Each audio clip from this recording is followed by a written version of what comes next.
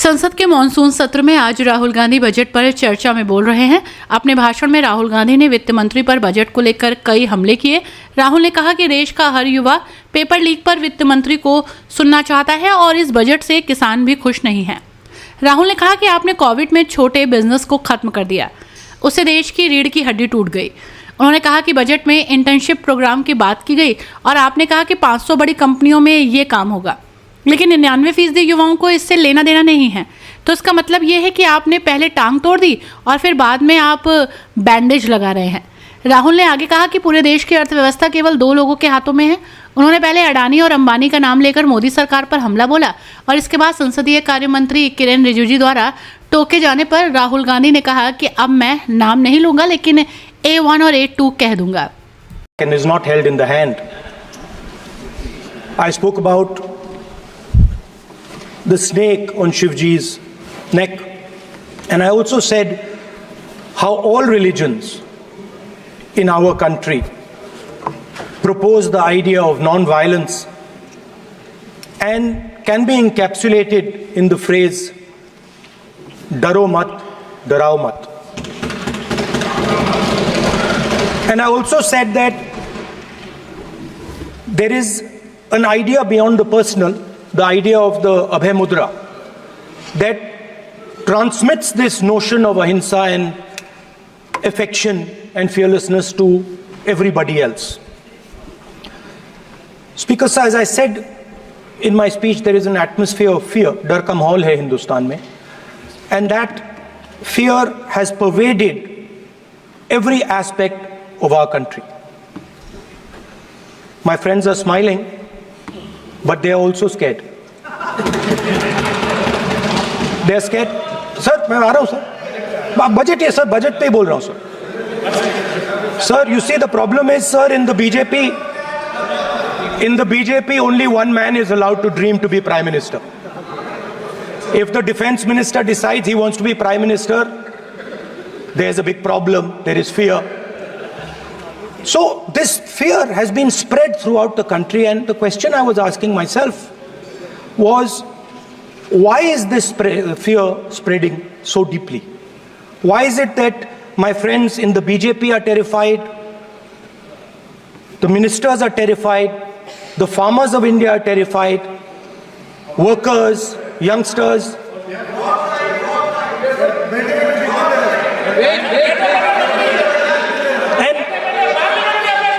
And इसके बारे में मैंने सोचा, काफी सोचा, और एक जवाब मैं प्रपोज करता हूं आज.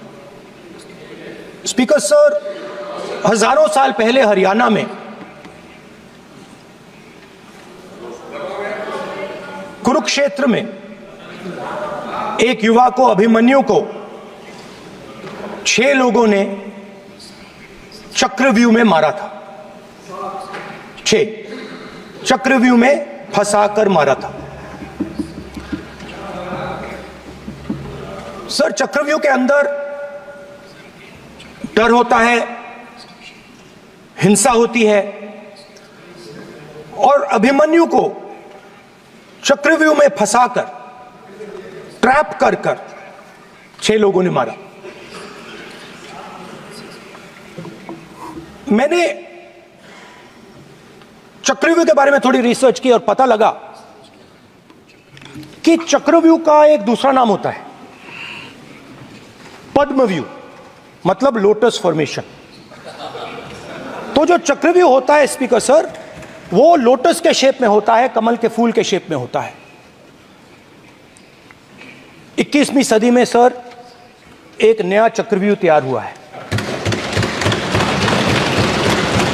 स्पीकर सर, वो भी लोटस की शेप में है सर, और उसका चिन्ह प्रधानमंत्री जी अपनी छाती पर लगा के चलते हैं.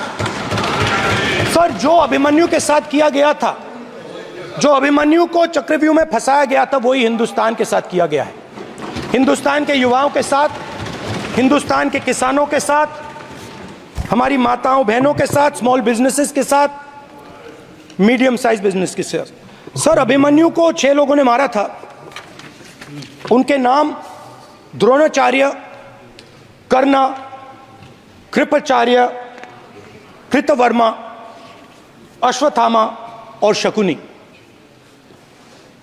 सर आज भी चक्रव्यूह के बीच में 6 लोग हैं। सर चक्रव्यूह के बिल्कुल सेंटर में, चक्रव्यूह में हजारों लोग होते हैं सर, मगर उसके बिल्कुल सेंटर में 6 लोग कंट्रोल करते हैं। तो जैसे उस टाइम 6 लोग कंट्रोल करते थे, वैसे आज भी 6 लोग कंट्रोल कर रहे हैं चक्रव्यूह को। नरेंद्र मोदी जी, अमित शाह जी, मोहन भगवत जी, अजीत दोवल जी, अंबानी और अदानी जी कंट्रोल कर रहे हैं। प्लीज एक मिनट प्लीज, नहीं सब बोलने दीजिए। हाँ, आप बैठिए। माननीय सदस्य, आप संवैधानिक पद पर हैं। आपके कई माननीय सदस्यों ने यहाँ पर मुझे लिख कर दिया है कि जो माननीय सदस्य का सदस्य नहीं है उसका नाम नहीं लें। आपने लिख के दिया है। नो, आपने क्या, आप उसकी पालना करना चाहते हो? स्पीकर सर गलत। मैं माननीय स्पीकर सर, एक minute, hold on speaker sir, अगर आप चाहते हैं तो मैं एक मिनट मैं प्रतिपक्ष के नेता से ये तो अपेक्षा करूंगा सही कि वो सदन की नियम मर्यादा को बने, ये अपेक्षा करता हूं। आप चाहे नहीं करें, पर मैं अपेक्षा करता हूं। नहीं सर, मैं अगर आप चाहते हैं सर, मैं एनएसए का और अदानी और अंबानी का नाम इस लिस्ट से निकाल देता हूं। फिर माननीय सदस्य, आप अगर आप चाहते हैं सर। प्लीज, मैं नहीं चाहता। सदन के नियम प्रक्रियाओं से सदन चलता है। अगर आप कहते हैं मैं निकाल देता हूं। नो मैं 3 ही नाम यूज करूंगा। नहीं माननीय सदस्य, नहीं कहा, और आप वीडियो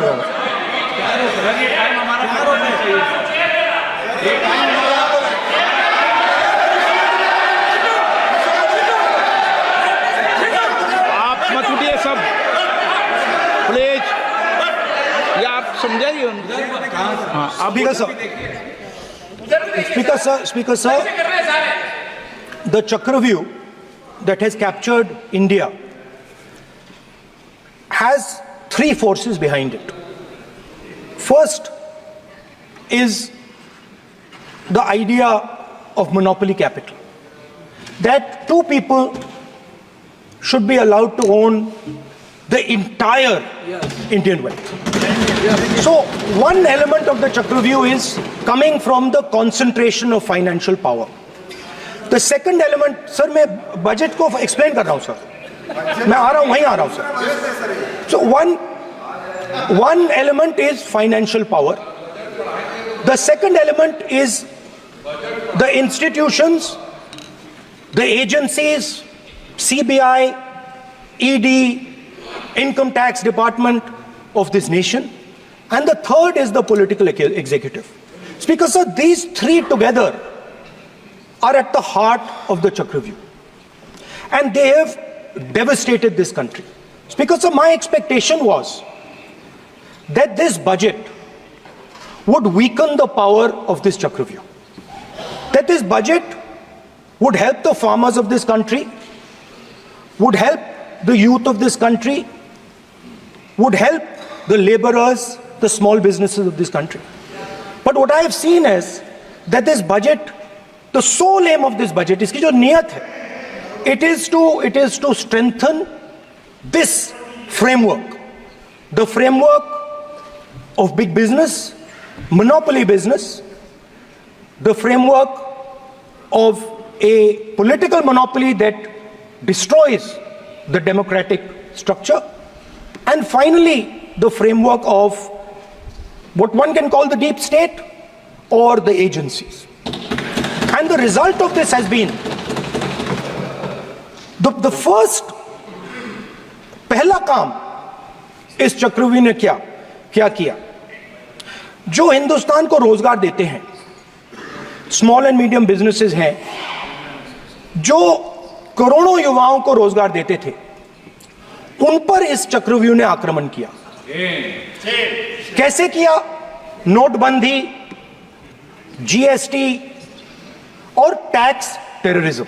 आप लोग आतंकवाद की बात करते हो, पूरे देश में अगर कोई भी व्यक्ति छोटा बिजनेस चलाता है तो रात को उसको फोन कॉल आता है इनकम टैक्स डिपार्टमेंट से, जीएसटी से, और टैक्स टेररिज्म का वो शिकार बन जाता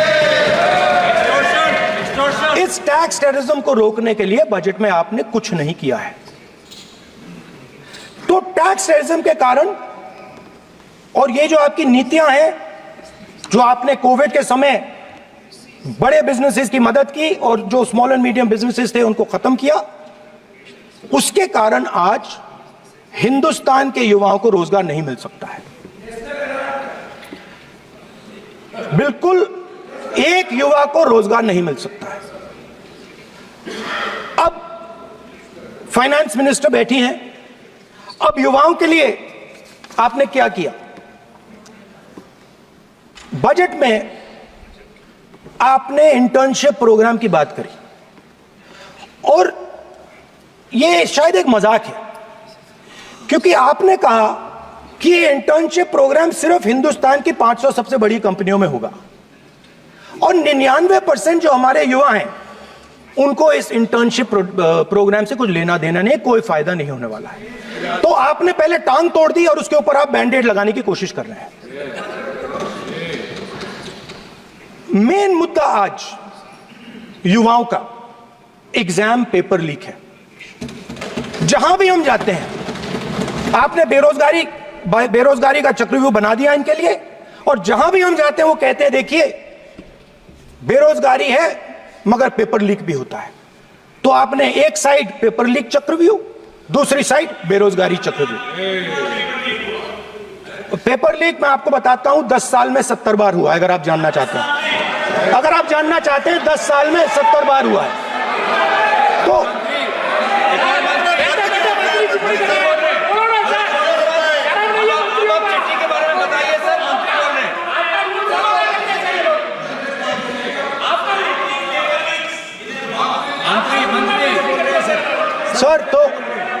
सर तो पेपर लीक के बारे में फाइनेंस मिनिस्टर ने बजट में एक शब्द नहीं कहा है। युवाओं के लिए पेपर लीक सबसे जरूरी मुद्दा है, उन्होंने एक शब्द नहीं कहा है पेपर लीक के बारे में।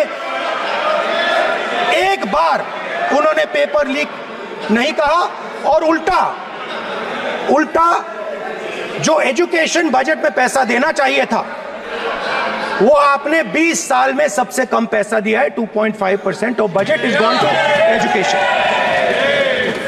सर दूसरी तरफ आपने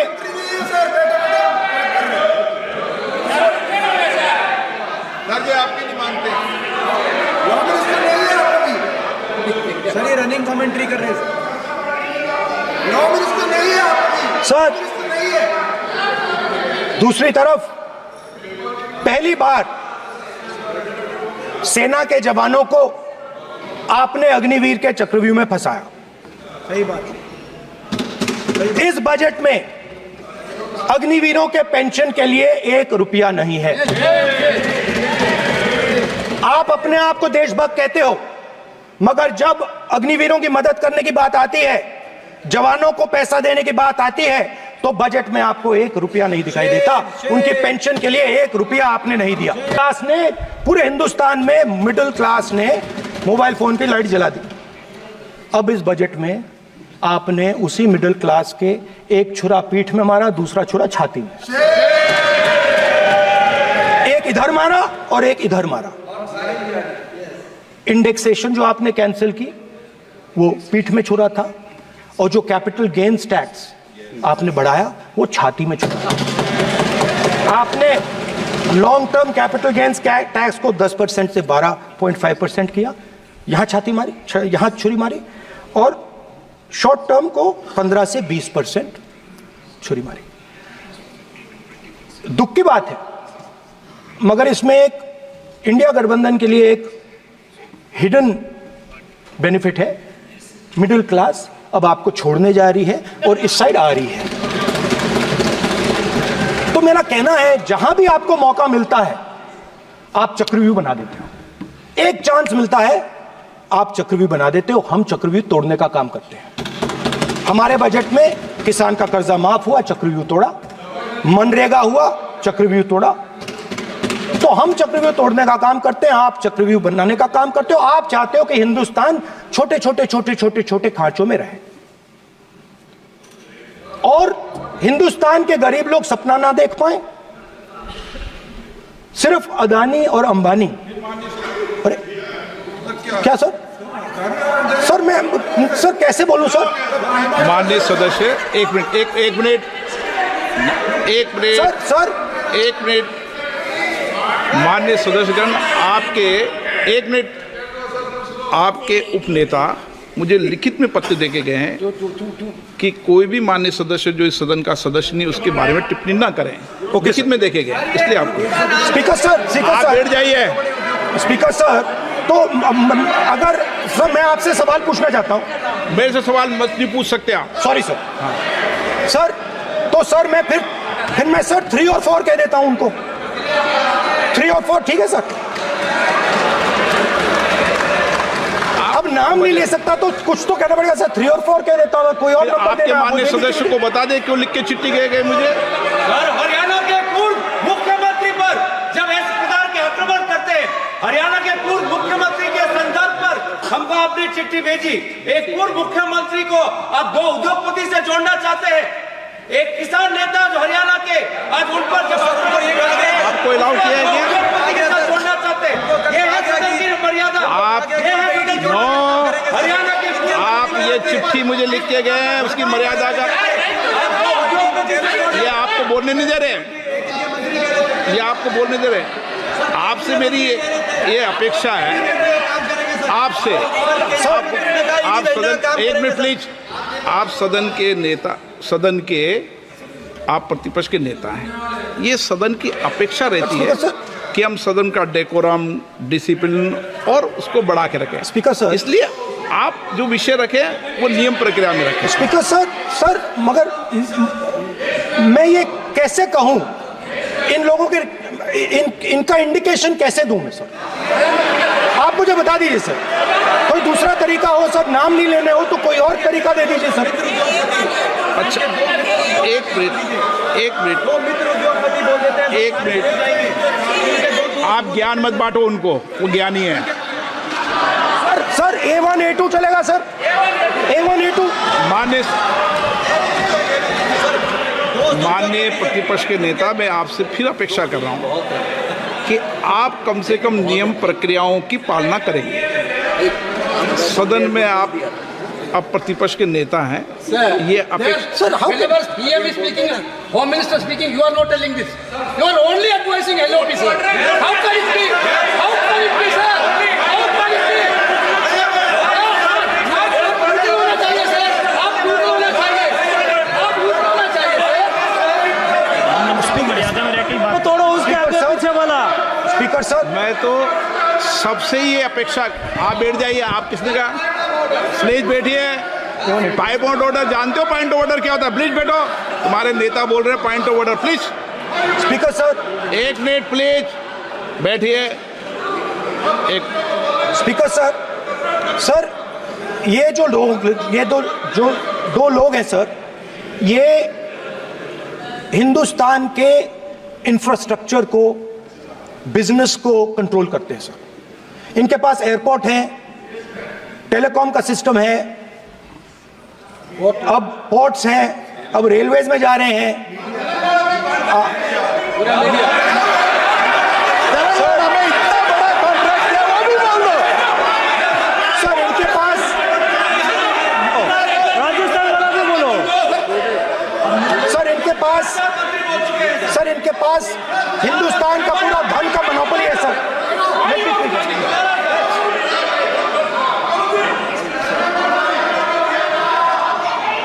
सर इनके पास हिंदुस्तान के धन की मोनोपोली है।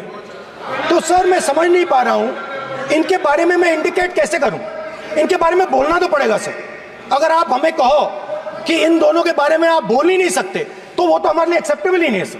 हमें तो बोलना है। अब आप चाहते हो कि नाम ना ले तो कोई और सिस्टम दे दीजिए हमें। आपको संसदीय कार्य मंत्री ji, please please. No, I'm not giving. I'm not yielding. I'm not yielding. I'm not yielding. I'm not yielding. Sit down. I'm not yielding. I'm not yielding. Sit down. I'm not yielding. प्रधानमंत्री को I'm not yielding. Rajya Sabha बोला दिया, लोकसभा बोला दिया। I'm not yielding. Sit down. I'm not आपसे yielding. बातें करते हैं, पार्लियामेंट्री प्रोसीडिंग्स का रूल नहीं मानते हैं आप, स्पीकर को चैलेंज करते हैं आप, आपको नियम मालूम नहीं है। इस सदन का सदस्य होने के नाते नियम जानना जरूरी है। नहीं है, ये बहुत दुख की बात है। हम लोग जो भी इस सदन का सदस्य है नियम से चलता है। लोकसभा स्पीकर को चैलेंज करके आज सदन के नेता प्रतिपक्ष ने इस गरिमा को गिराया है। ऐसा नहीं चलता है, देश नियम से चलता है, सदन नियम से चलता है, संविधान से चलता है, ऐसा नहीं होता है।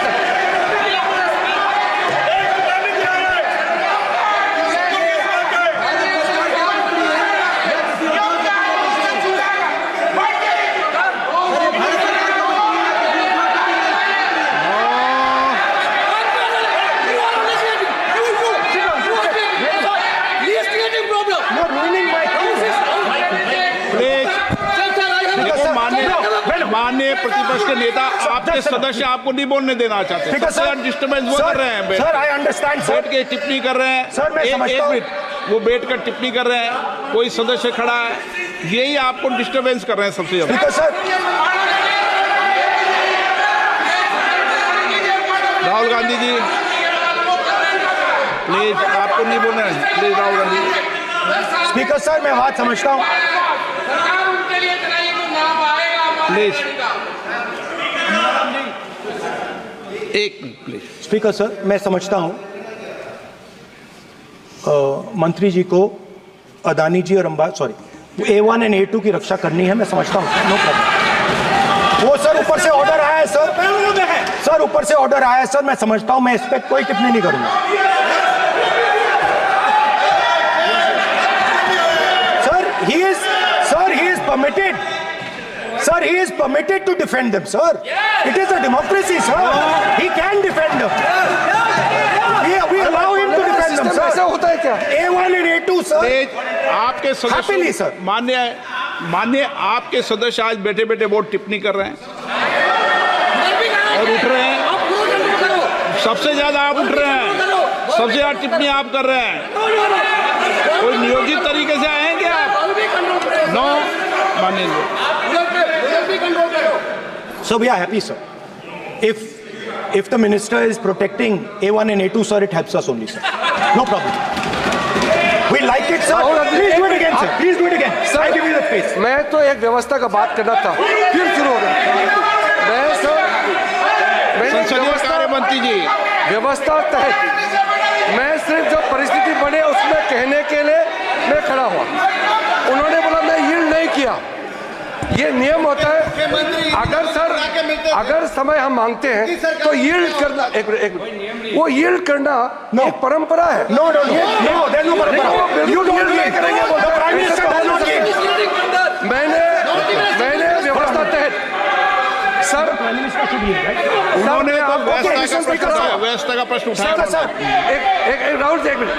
स्पीकर सर, स्पीकर सर, मैं स्पीकर का परमिशन से खड़ा हुआ। बिल्कुल सही बोला। आपने कहा मैं ये नहीं किया, मैंने जबरदस्ती नहीं बोला। आप बोल रहे हो। मैं स्पीकर साहब से परमिशन लिया। आप बोल रहे हो। स्पीकर साहब ने मेरा नाम लिया, बोल रहे हो। आपने यील्ड नहीं किया, तभी मुझे लगा कि मुझे कहना चाहिए कि आप प्रधानमंत्री जी को पूरा भाषण तक आपने डिस्टर्ब किया, बोलने नहीं दिया। आज हम आपको यील्ड मांग रहे हैं, 10 सेकंड टाइम आप बोल रहे हैं कि हम यील्ड नहीं करेंगे। ये कौन सा परंपरा है?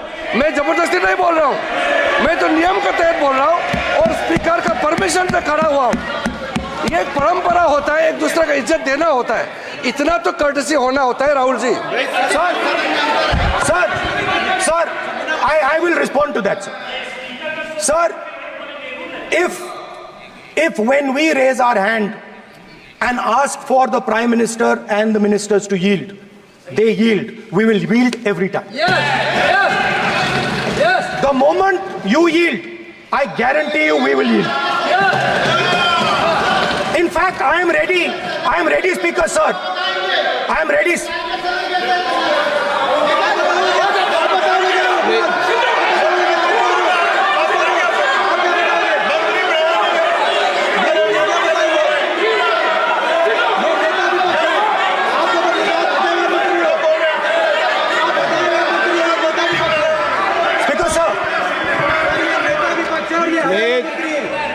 देखिए, आप सभी लोग आप प्रतिपक्ष के नेता को डिस्टर्बेंस कर रहे हैं और मैं आपको बार बार आप डिस्टर्बेंस कर रहे हैं। वेणुगोपाल जी सब जहाँ डिस्टर्बेंस कर रहे हैं, आप नोट कर लीजिए। ये योजना से देश में स्पीकर सर, देश में अब ये कौन कर रहा है? तकरीबन 73% दलित, आदिवासी और पिछड़े वर्ग के लोग हैं, और ये हिंदुस्तान की मेन शक्ति है, स्ट्रेंथ है। और सच्चाई है कि इनको कहीं भी जगह नहीं मिलती है। इनको बिजनेस में जगह नहीं मिलती है, इनको कॉर्पोरेट इंडिया में जगह नहीं मिलती है, इनको सरकारों में जगह नहीं मिलती है। ये देखिए सर, प्लीज ये देखिए सर, ये फोटो देखिए सर। एक मिनट प्रतिपक्ष, एक मिनट। मैंने पहले भी आपसे अपेक्षा की थी, अब आप प्रतिपक्ष के नेता हैं, संवैधानिक दायित्वों पर है। क्या सर? ओके, एक सर मैं फोटो दिखा रहा हूँ, एक फोटो दिखा रहा हूँ। एक मिनट, आपने टीवी ऑफ कर दिया सर। नो टीवी कोई ऑफ नहीं है। वो देखिए सर, ऑफ हो गया। मेरा फोटो दिखा, कोई नहीं ऑफ था सर, ऑफ है सर। नो सर दिखाइए सर, एक ऑफ है सर। नो आप टीवी ऑफ कर देते हो। प्लीज आप बैठिए, एक बात सुनिए। ओके सर, नहीं आप Apologize, sir. नहीं, नो अपोलाइज। मैं आपको अपोलाइज के लिए दिखे रहा। आप प्रतिपक्ष के नेता है तो मेरी ये अपेक्षा रहती है कि सर ये देखिए सर, बंद होगी। आप सदन की मर्यादा को रखें। सर जब भी मैं उसको हटाना चाहता हूं मुझे ये करना है सर, वो हटो, देखो आ गई।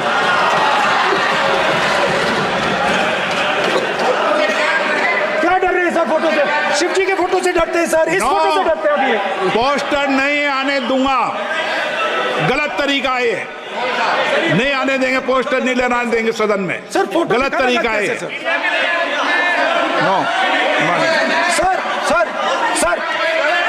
सर फोटो दिखाना गलत नहीं है सर। आपकी परमिशन लेके पूछो। परमिशन नहीं है आपको। सर मैं ये फोटो दिखाना चाह रहा नियम हूँ, के तहत नहीं सर मैं समझाना चाह रहा हूँ। नियम के तहत परमिशन नहीं है माननीय। अच्छा सर, मैं ये फोटो समझाना चाह रहा हूँ सर। इसमें ये जो बजट का जो हलवा है सर, ये बट रहा है, और इस फोटो में सर मुझे एक ओबीसी अफसर नहीं दिख रहा, एक आदिवासी अफसर नहीं दिख रहा, एक दलित अफसर नहीं दिख रहा मुझे। ये हो क्या रहा है सर? सर देश का हलवा बट रहा है सर, और इसमें 73% का एक है ही नहीं सर। ये आप लोग हलवा खा रहे हो और बाकी देश को हलवा मिल ही नहीं रहा है। ठीक है सर, 20 अफसरों ने बजट को तैयार किया, हमने पता लगाया है। 20 अफसर, शांत हो जाइए प्लीज सर। 20 अफसरों ने, उनके नाम मेरे पास है, अगर आप नाम चाहते हैं मैं दे दूंगा। 20 अफसरों ने हिंदुस्तान का बजट तैयार किया है। मतलब हिंदुस्तान का जो हलवा है 20 लोगों ने बांटने का काम किया है। अब स्पीकर सर, उन 20 लोगों में से 90% लोगों में से सिर्फ 2 हैं, एक माइनॉरिटी और एक ओबीसी। और इस फोटो में एक भी नहीं है। मतलब फोटो में आपने पीछे कर दिया,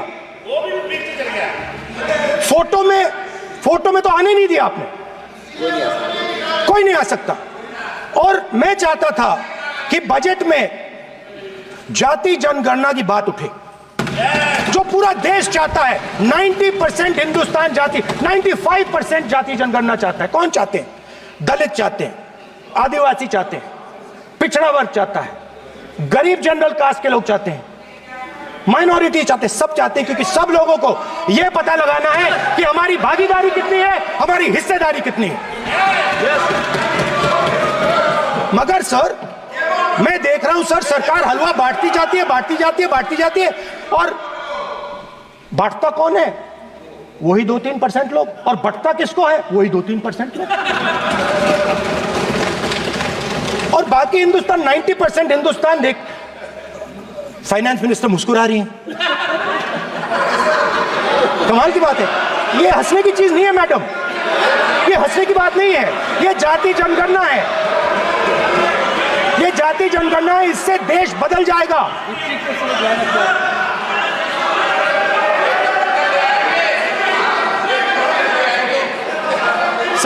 सर ये सर ये जो सर जो पद्मव्यूह वाले हैं उसको चक्रव्यूह को पद्मव्यूह भी कहा जाता है। सर जो पद्मव्यूह वाले हैं इनको गलतफहमी है, ये सोचते हैं कि देश के युवा, देश के पिछड़े लोग अभिमन्यु हैं, देश के पिछड़े लोग अभिमन्यु नहीं है, अर्जुन है। और वो जो आपका चक्रव्यूह है उसको फोड़ के फेंक देंगे, फेंकने वाले हैं। पहला कदम इंडिया गठबंधन ने ले लिया, पहला कदम इंडिया गठबंधन ने ले लिया। आपके प्रधानमंत्री की कॉन्फिडेंस को हमने उड़ा दिया, मतलब आपके प्रधानमंत्री भाषण में आ ही नहीं पा रहे। और मैं आपको एडवांस में बता देता हूं, मेरे भाषण में कभी नहीं आएंगे सर। अरे सर इसमें क्या गलती है सर? एक बात बताइए,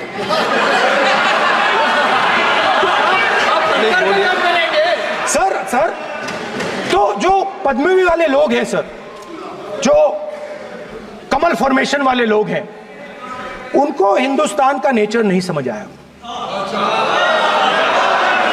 हिंसा, नफरत हिंदुस्तान का नेचर नहीं है, चक्रव्यूह हिंदुस्तान का नेचर नहीं है।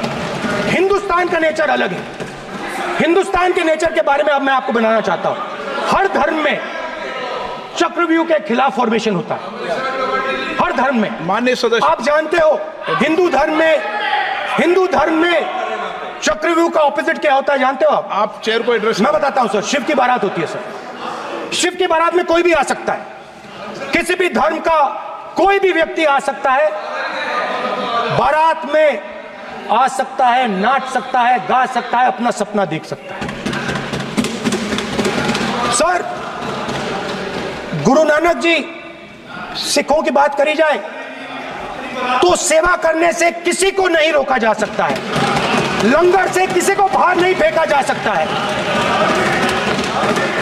सर इस्लाम में कोई भी मस्जिद में आ सकता है, चर्च में कोई भी घुस सकता है, संघा में कोई भी आ सकता है सर, मगर इनके चक्रव्यूह में सिर्फ 6 लोग हैं सर। तो ये लड़ाई शिव की बारात और चक्रव्यूह के बीच में है। हम चक्रव्यूह तोड़ते हैं, हम चक्रव्यूह तोड़ने का काम करते हैं। मनरेगा, हरी क्रांति, आजादी, कॉन्स्टिट्यूशन, ये चक्रव्यूह को तोड़ने के काम है। इससे देश में खुशी आती है, डर मिटता है, कॉन्फिडेंस आती है। आप पद्मव्यूह चक्रव्यूह बनाने का काम करते हो।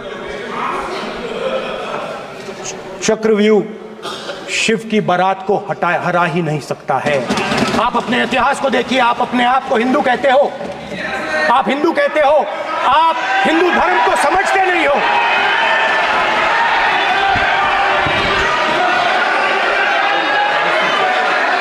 आप चक्रव्यूह बनाने वाले लोग हो।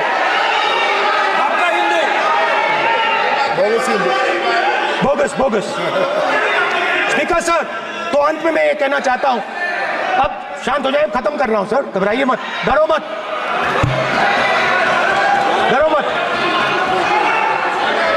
स्पीकर सर,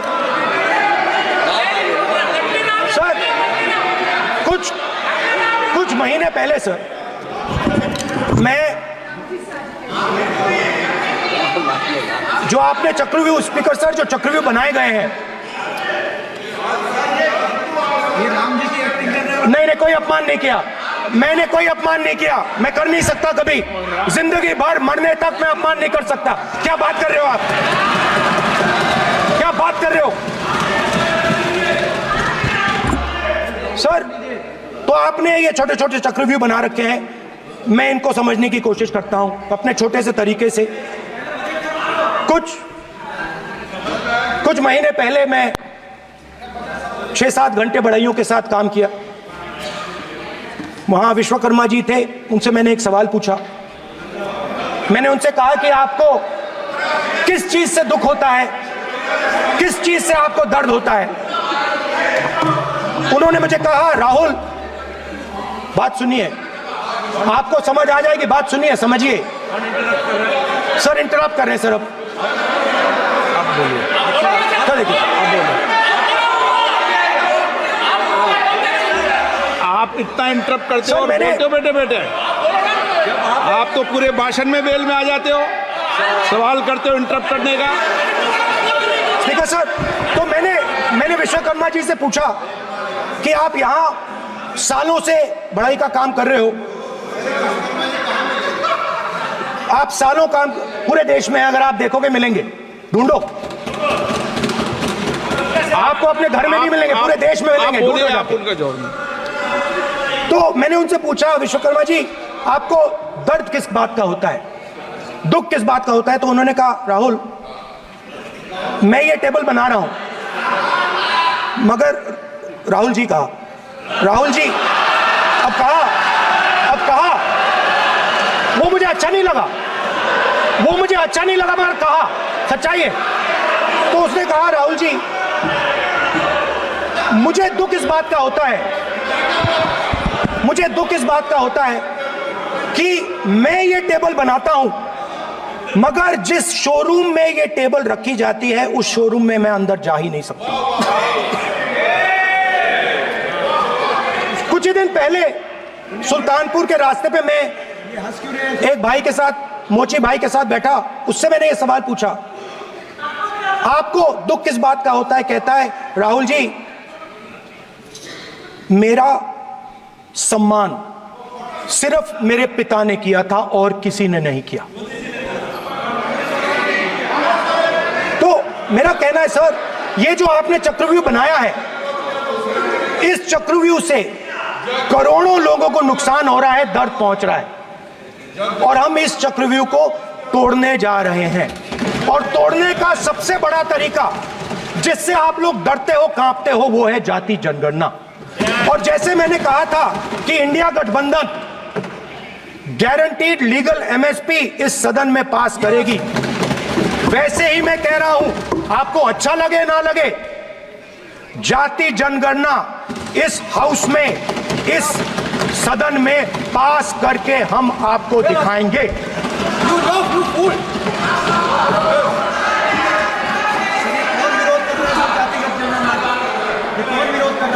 क्यों बैठे बैठे टिप्पणी कर रहे हो आप?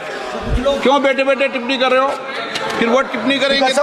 स्पीकर सर, जाति जनगणना से ये जो छोटे छोटे खांचे आपने बनाए हैं, ये जो आपने सिस्टम बनाया है, चक्रव्यूह का सिस्टम बनाया है, ये टूट जाएगा। और इसके लिए हम पूरा दम लगा के, पूरा इंडिया गठबंधन दम लगा के ये काम करेगा। धन्यवाद, जय हिंद।